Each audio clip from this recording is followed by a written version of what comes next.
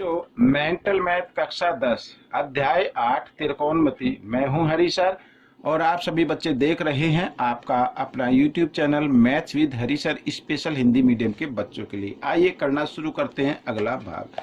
तो प्रश्न नंबर 31 क्या कहता है, ये रहा आपके सामने। ठीक है, प्रश्न नंबर 31।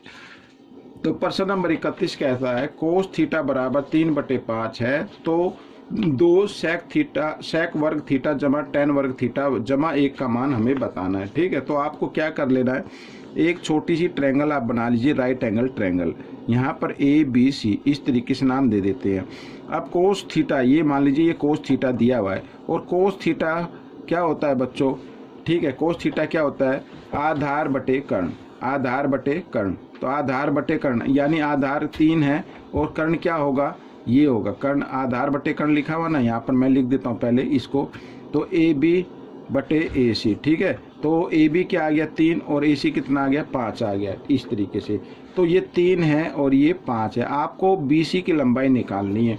अब पाइथागोरस थ्योरम का यूज करते हुए आप BC की लंबाई निकाल लें।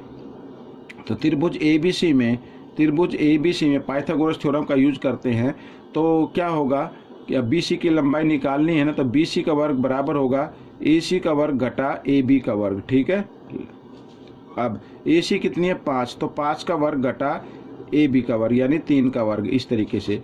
तो 5 का वर्ग कितना होता है बच्चों, 25 होता है और यहाँ पर घटा 3 का वर्ग होता है 9, 25 में से 9 गए 16 आ गया। अब BC का वर्ग आ रहा है बच्चों 16। ठीक है, तो यहाँ पर ये वर्ग है, इसको बराबर के निशान से इधर लेके आते हैं तो वर्गमूल में बदल देना है और तो BC की लंबाई आपकी आ जाएगी 4। ठीक है, तो ये आ गई 4। आइए करना शुरू करते हैं। अब लिखा है 2। अब सेक थीटा क्या होता है, सेक थीटा होता है बच्चों कर्ण बटे आधार, तो इसकी जगह लिखना कर्ण बटे आधार इस तरीके से, और यहाँ पर घात 2 लगाई हुई है, जमा का निशान लगा लेना है। टेन थीटा क्या होता है, टेन थीटा होता है लंब बटे आधार, तो लंब है 4 और आधार है 3, इसका भी वर्ग लगा लेना है आपको, जमा 1 इस तरीके से करना है। ठीक है, आइए 2। अब 5 को 2 बार गुणा करेंगे तो 25 आ जाएगा, 3 को 2 बार गुणा करेंगे तो 9 आ जाएगा, और इधर 4 को 2 बार गुणा करेंगे तो 16 आ गया, 3 को 2 बार गुणा करेंगे तो 9 आ गया और जमा 1। ठीक है, अब 25 दूनी 50, यहाँ पर आ गया 50 बटे 9, ठीक है, और जमा 16 बटे 9 और जमा 1। अब 50 और 16 इनको जमा कर देते हैं तो कितना आता है बच्चों, 66 आ गया, 66। और क्योंकि दोनों के हर एक जैसे, इनमें से एक हर ले लेना है, ठीक है, और अंश को जमा कर देना और जमा 1 इस तरीके से। अब यहाँ पर क्या करना है, 1 के नीचे 1 मान लीजिए। अब फिर एक बार फिर 9 और 1 का लघुत्तम लेंगे तो 9 आ जाएगा। ठीक है, अब साथ में क्रॉस में भी गुणा कर देना तो 66 और यहाँ पर 9 एकम 9 आ गया, तो 66 और 9 कितना होता है 75। ठीक है, 75 बटे 9 आ गया। अब आप चाहे तो इसको 3 से काट सकते हैं, तो 3 3 9 और यहाँ पर क्या हो गया 25 हो गया, तो इधर बच्चों 25 बटा 3 ये आपका उत्तर आ गया। ठीक है, आप चाहे तो इसको भाग करके यानी मिक्स नंबर में भी लिख सकते हैं, 3 अट्ठे 24 ये 8 आ जाएगा और ये 3 अट्ठे 24, 24 और 1 25। ठीक है, इस तरीके से आप इसको लिख ले तो ये आपका उत्तर बन गया। अब प्रश्न नंबर 32 क्या कहता है, ये भी बड़ा आसान है, देखने में मुश्किल लग रहा है लेकिन आसान है।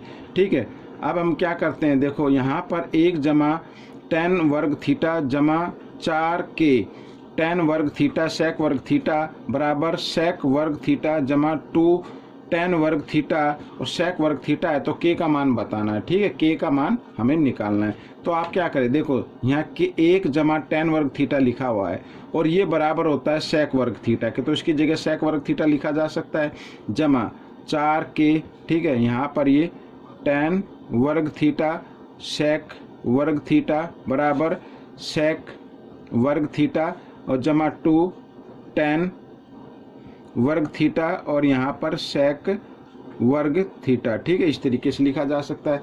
अब बच्चों देखो बीच में बराबर का निशान है, इधर भी सेक वर्ग थीटा इधर भी सेक वर्ग थीटा, तो ये कैंसिल हो गए। ठीक है, अब यहाँ पर बचा हमारे पास क्या, 4k और टेन वर्ग थीटा सेक वर्ग थीटा बराबर 2 और टेन वर्ग थीटा सेक वर्ग थीटा। ठीक है, ये बच गया।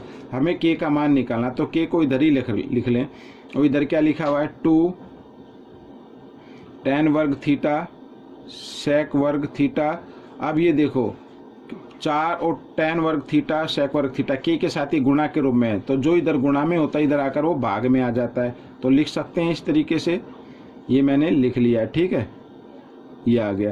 तो अब क्या करना है बच्चों, देखो ये तो दोनों सेम है तो कट गई ये, अब 2 से 2 एकम 2, 2 दूनी 4, तो के का मान कितना आ गया बच्चों, 1/2 आ गया, ठीक है। तो ये आपका प्रश्न हल हो गया है। प्रश्न नंबर 33 क्या कहता है वो भी देख लेते हैं। ये रहा प्रश्न नंबर 33, बहुत ही आसान है ये प्रश्न भी, तो देखने में मुश्किल लगता है लेकिन आसान है। अब देखो x बराबर a ब्रैकेट साइन थीटा जमा कोस थीटा और y बराबर b, यहाँ पर ब्रैकेट है साइन थीटा घटा कोस थीटा हो तो x बटे a का वर्ग जमा y बटे b का वर्ग का मान बताना है, ठीक है।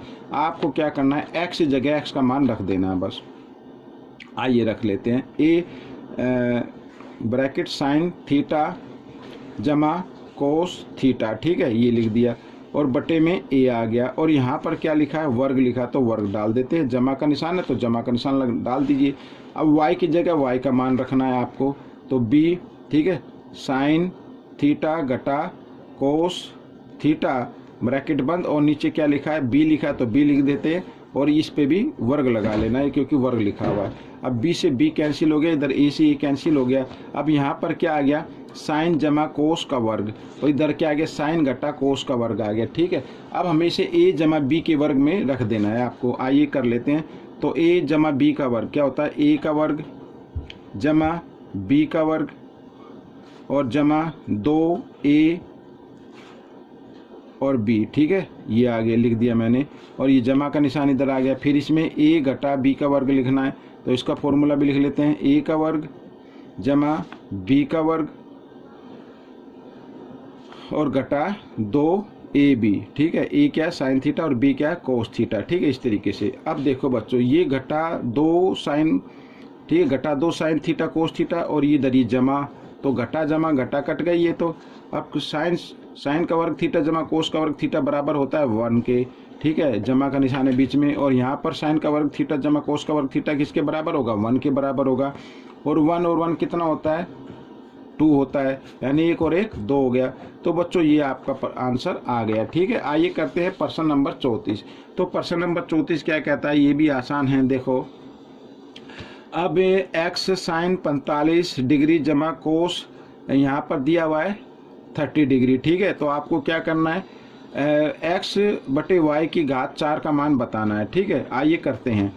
तो आपको क्या करना है, यहाँ पर आप ऐसा कीजिए, x, ठीक है, ये दिया हुआ ना x, इस y को आप इधर ले आएं, इधर ये अगर मैं इसके साथ मानूं तो कोस 30 के बराबर ये साथ में मल्टीप्लाई के रूप में, क्योंकि इनके बीच में कोई निशान नहीं तो गुणा होती है, ठीक है। जो इधर गुणा में होता है इधर आकर भाग में आता है, तो लिख सकते हैं इस तरीके से।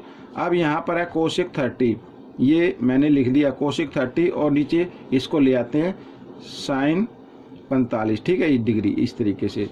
अब बच्चों आगे कर लेते हैं। तो x बटे वाई बराबर कोसेक 30 का मान होता है बच्चों 2, ठीक है, बटे, और साइन 45 का मान होता है 1/√2, ठीक है। टेबल अगर आपको याद है तो आप इस तरीके से कर लें।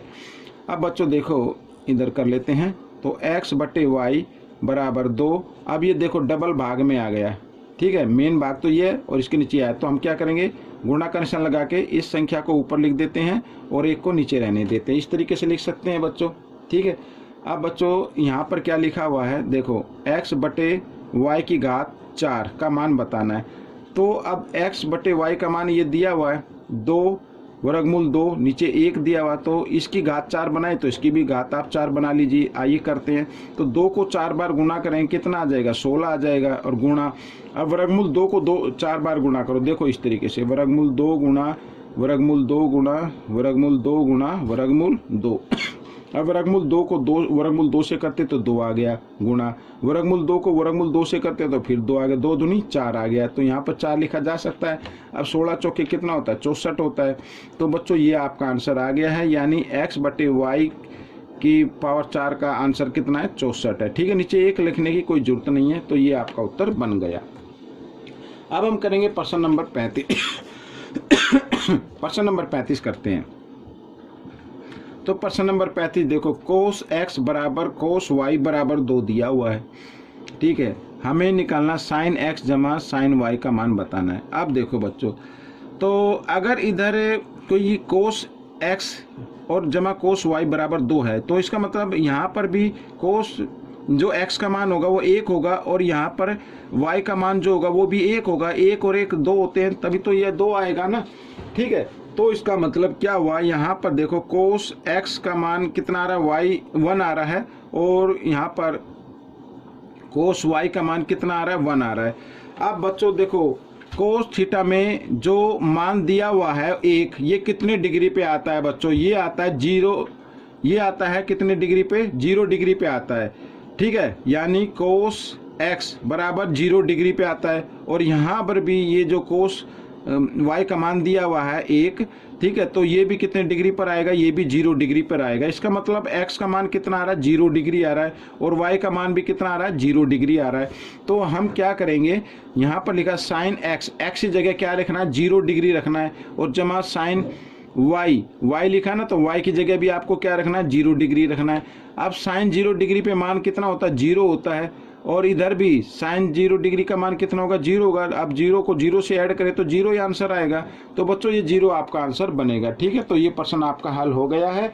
आपको ये वीडियो कैसी लगी जरूर बताएं, और इसमें से सीखकर दूसरे बच्चों को जरूर सिखाना है अच्छे मार्क्स लेने के लिए। मिलेंगे अगले भाग में, तब तक के लिए धन्यवाद।